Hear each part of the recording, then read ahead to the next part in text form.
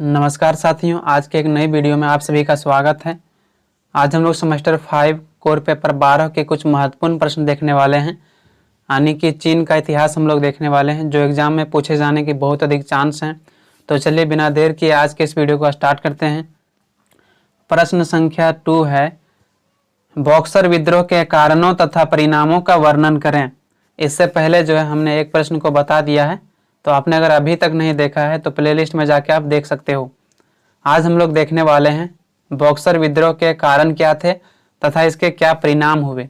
सबसे पहले जो है आंसर देना है परिचय। बॉक्सर विद्रोह चीन में सन 1898 ईस्वी से लेकर 1901 ईस्वी तक चला था। यह विद्रोह को मुक्केबाजी विद्रोह के नाम से भी जाना जाता है।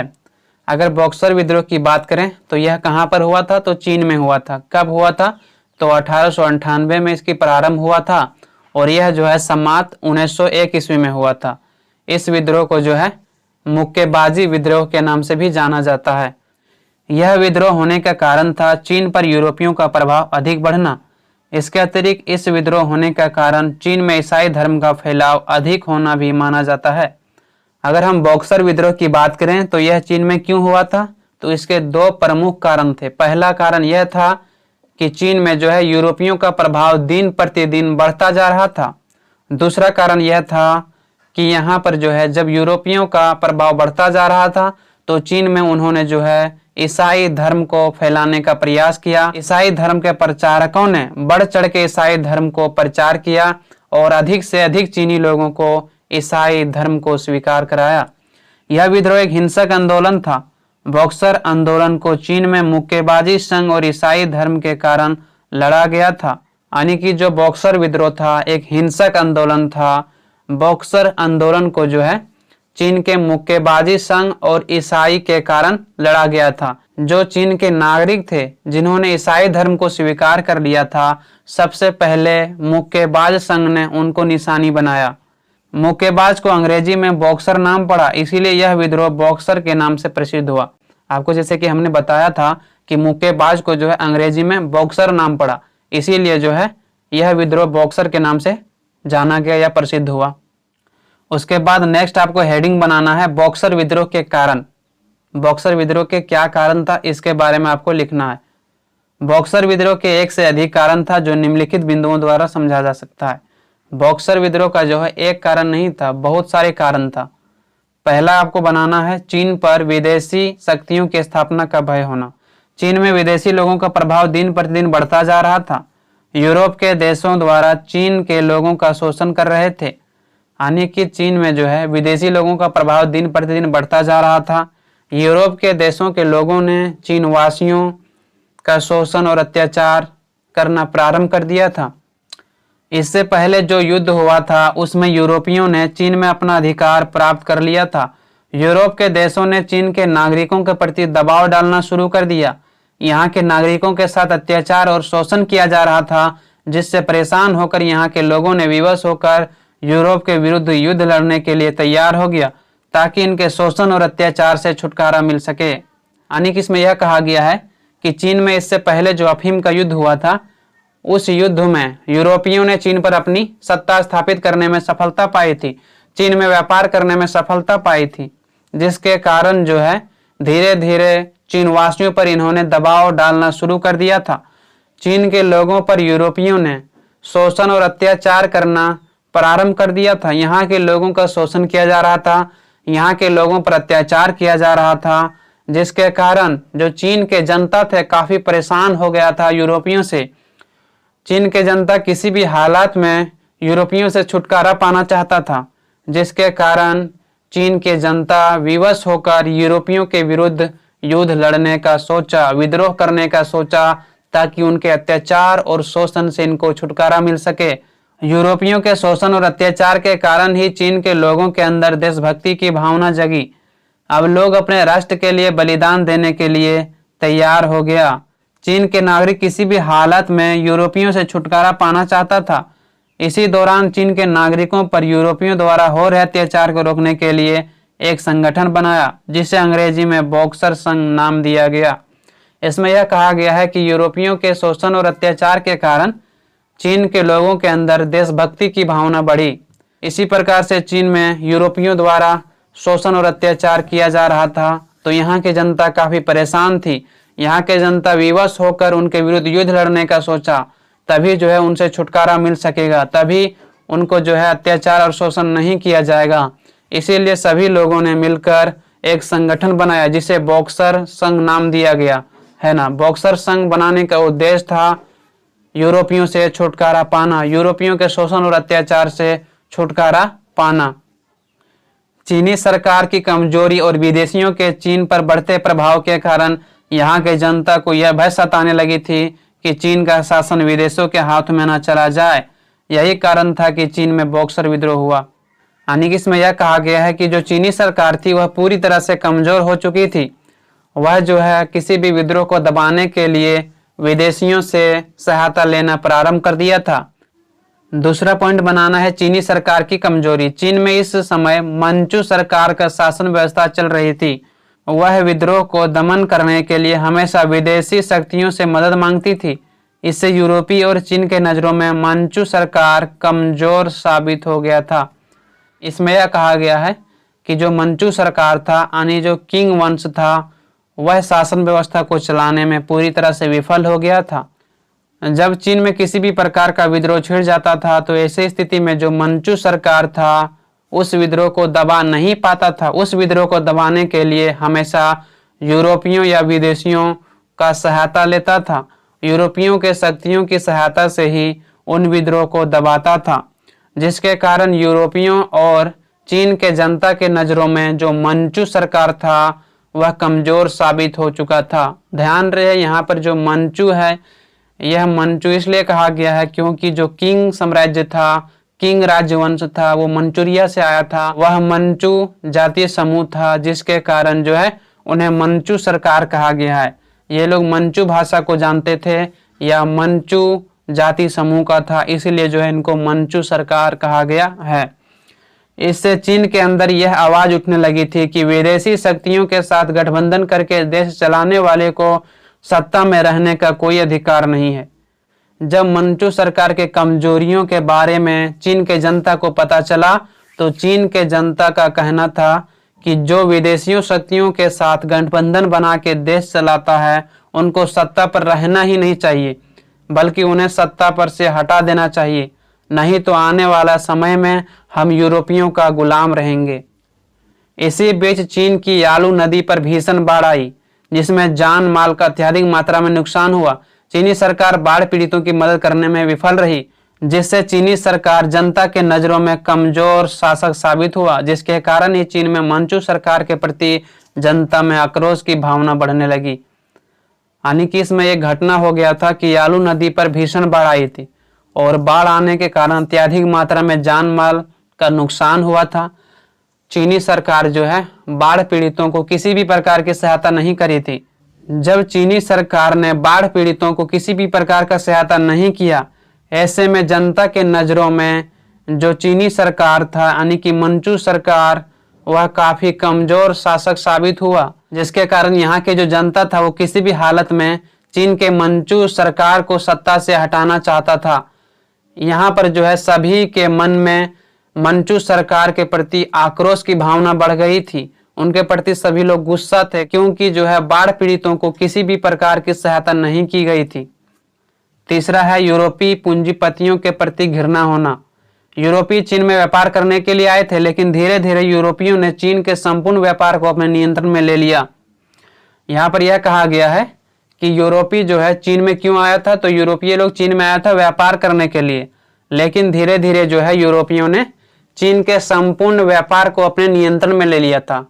चाहे कोई भी व्यापार क्षेत्र हो, सभी क्षेत्रों में यूरोपीय लोग आ गया था। जैसे कि रेलवे और खानों पर यूरोपीय पूंजीपतियों ने अपना नियंत्रण स्थापित कर लिया। ऐसे में चीनी लोगों के मन में यूरोपीय पूंजीपतियों के प्रति घृणा की भावना बढ़ने लगी। यानी कि जब यूरोपीय लोग चीन आए व्यापार करने के लिए, तो वह केवल व्यापार ही नहीं किया बल्कि रेलवे और खानों पर जो है अपना नियंत्रण स्थापित कर लिया। ऐसे में जो चीन के जनता थे, चीन के जो लोग थे, उनके मन में यूरोपियों के प्रति घृणा बढ़ने लगी। घृणा इसलिए बढ़ने लगी क्योंकि अधिकतर व्यापार क्षेत्रों में यूरोपीय लोग कब्जा जमा के बैठा था।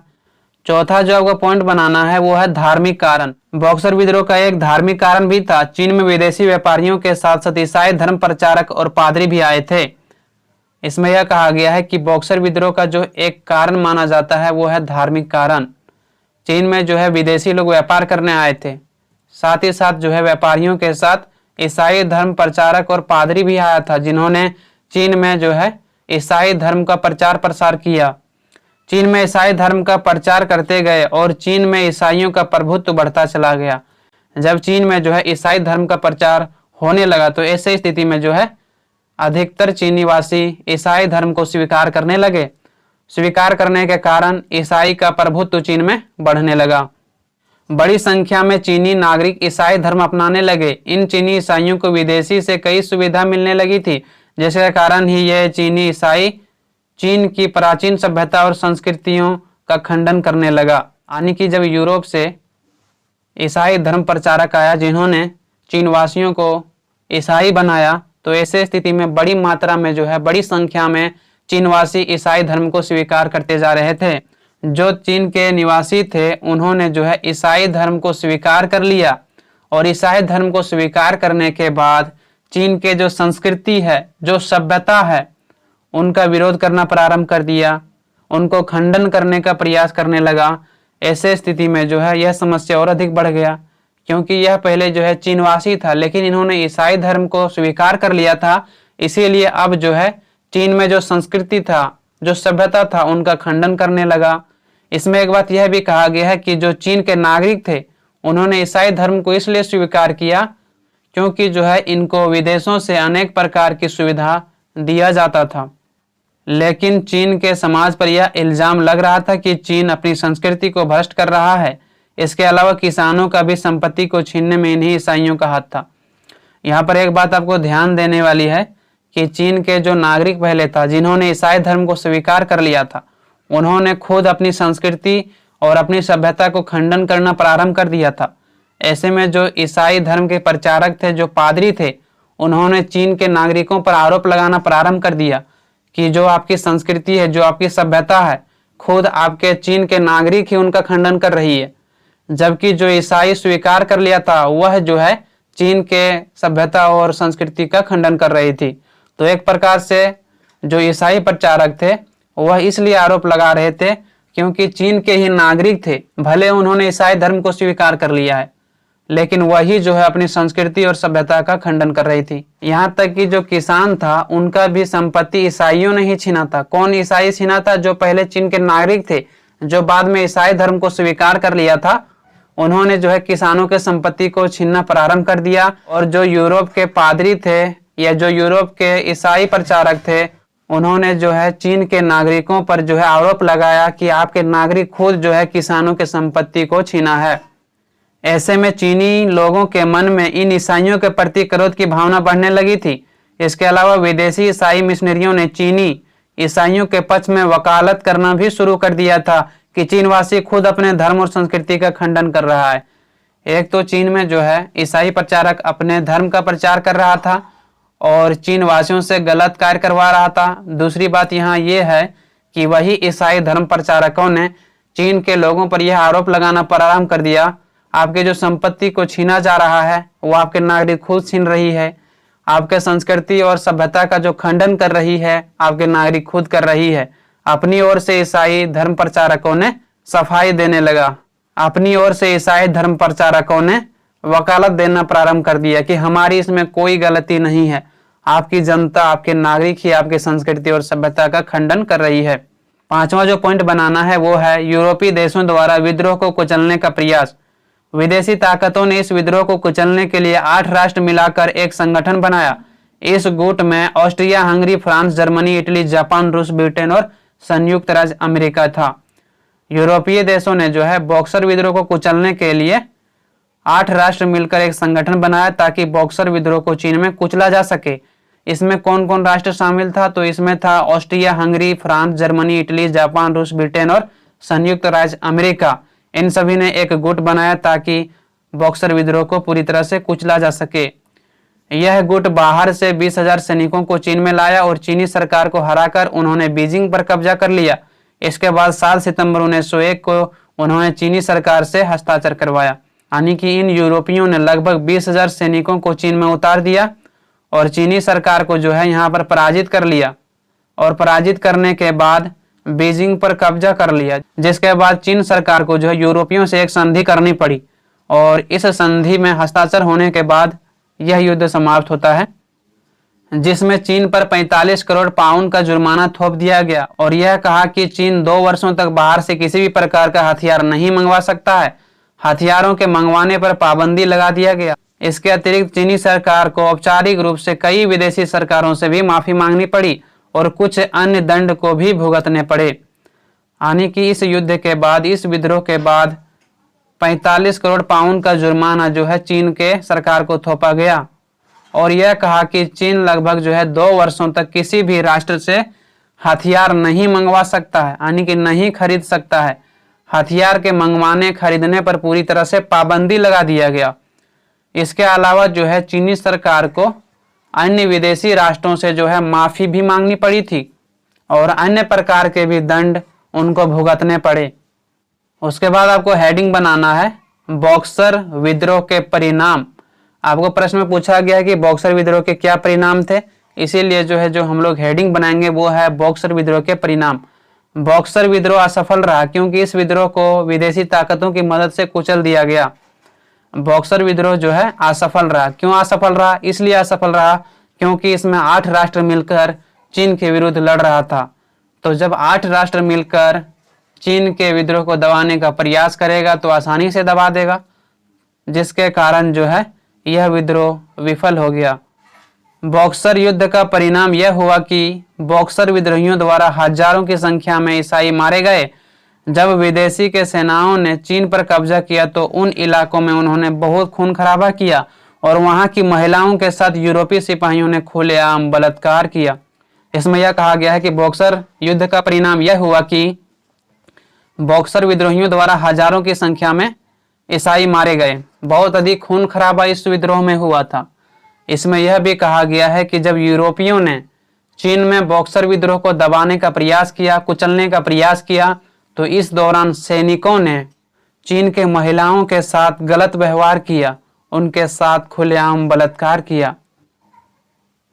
इस दौरान हजारों चीन की लड़कियां और औरतों ने खुद को बचाने के लिए आत्महत्या कर लिया। जॉर्ज नामक विदेशी पत्रकार ने लिखा है कि इस समय चीन के महिलाओं के साथ इतना बुरा व्यवहार किया गया कि हमसे वह चीज लिखा ही नहीं गया। इन्होंने कहा कि यूरोपियों ने चीन के महिलाओं और लड़कियों के साथ जंगलीपन जैसा व्यवहार किया। इसमें यह कहा गया है कि जब बॉक्सर विद्रोह को कुचलने का प्रयास किया यूरोपियों द्वारा, तो उनके सैनिकों ने जो है चीन के अलग अलग क्षेत्रों में विद्रोह को कुचलने के समय वहां के महिलाओं और लड़कियों के साथ बहुत गलत व्यवहार किया, जिसके कारण वहां के लड़कियों और औरतों ने खुद को बचाने के लिए आत्महत्या तक कर लिया था। एक पत्रकार है जिसका नाम है जॉर्ज ने यह बताया है कि उस समय जो है यूरोपियों के सेनाओं द्वारा चीन के महिलाओं और लड़कियों के साथ इतना बुरा व्यवहार किया गया जो हमसे लिखा भी नहीं गया। यानी कि यूरोपियों के सेनाओं ने वहां के लड़कियों और महिलाओं के साथ जंगलीपन जैसा व्यवहार किया। इसके बाद 1901 ईस्वी में चीन और यूरोप के अन्य देशों के बीच संधियां हुआ, जिसमें कुछ शर्तों को रखा गया था जो इस प्रकार से है। 1901 में जब जो है बॉक्सर विद्रोह को कुचल दिया गया यूरोपीय शक्तियों द्वारा, उसके बाद जो है यूरोपीय शक्तियों और चीन के बीच कुछ संधि हुआ, जिसमें कुछ शर्तों को रखा गया था जो हम लोग कुछ बिंदुओं द्वारा समझने का प्रयास करते हैं। पहला था कि पेकिंग में जर्मनी का जो राजदूत मारा गया है उसके लिए चीनी सरकार जर्मनी से माफी मांगे और जिस स्थान पर जर्मनी के राजदूत की हत्या हुई थी वहां पर चीनी सरकार एक स्मारक का निर्माण करे। सबसे पहला जो इनका शर्त था वो ये था कि पेकिंग में जो है जर्मनी का एक राजदूत मारा गया था, तो ऐसे में उनका कहना था कि चीनी सरकार जर्मनी सरकार से माफी मांगे और जहां पर जर्मनी का राजदूत की हत्या हुई है उस स्थान पर चीनी सरकार एक स्मारक का निर्माण कराए।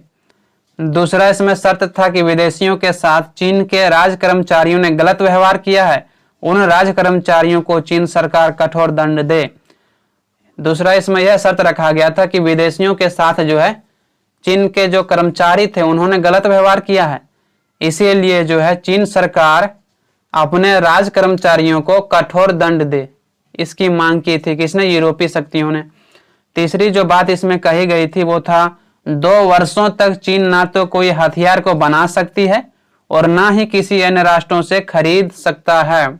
बहुत बड़ा पाबंदी चीन पर लगा दिया गया कि 2 वर्षों तक ना तो चीन किसी भी से हथियार खरीद सकता है, ना ही खुद जो है हथियार का निर्माण कर सकता है। चौथी जो इसमें शर्त रखी गई थी वो थी यह युद्ध के लिए विद्रोहियों का जो नुकसान हुआ है वह चीन सरकार हर्जाना को प्रदान करे। यानी कि बॉक्सर युद्ध में जो है जो विद्रोहियों का नुकसान हुआ है, उनके जो धन की क्षति हुई है उनको कौन भरेगा? तो चीनी सरकार भरेगा। पांचवा इसमें कहा गया कि जापान के दूतावास की हत्या के लिए चीन सरकार जापान से क्षमा मांगे। इस संधि द्वारा इतने शर्तों को रखा गया था, यानी कि जापान के जो दूतावास की हत्या हुई थी इसके लिए जो है यूरोपियों का कहना था कि चीनी सरकार जो है जापान से माफी मांगे। इस प्रकार से जो है इस संधि में कुछ शर्तों को रखा गया था जिसके आधार पर बॉक्सर विद्रोह समाप्त हुआ था। तो इस प्रकार से यहाँ पर समाप्त होता है। आई होप आप सभी को समझ में आया होगा। आपको अगर इस वीडियो से थोड़ी सी भी सहायता मिली हो तो कृपया करके लाइक और सब्सक्राइब करना ना भूलें। आप यकीन नहीं करोगे साथियों, मैं आप लोगों के लिए जो है 10-15 दिन के लिए अपना पढ़ाई छोड़ दिया है ताकि जल्दी से जल्दी जो है आपका सारा क्वेश्चन करा सकूं। इसीलिए आप लोगों से एक ही रिक्वेस्ट है कि जिन लोगों ने अभी तक सब्सक्राइब नहीं किया है तो कृपया करके एक लाइक और सब्सक्राइब जरूर कर दें। आपकी एक लाइक और सब्सक्राइब मुझे नेक्स्ट वीडियो बनाने के लिए बहुत मोटिवेट करता है और मैं आप लोगों के लिए जो है बेस्ट से बेस्ट कंटेंट लिख पाता हूं। तो आज के लिए इतना ही। आप लोगों से बहुत जल्द मिलते हैं नेक्स्ट वीडियो में। धन्यवाद।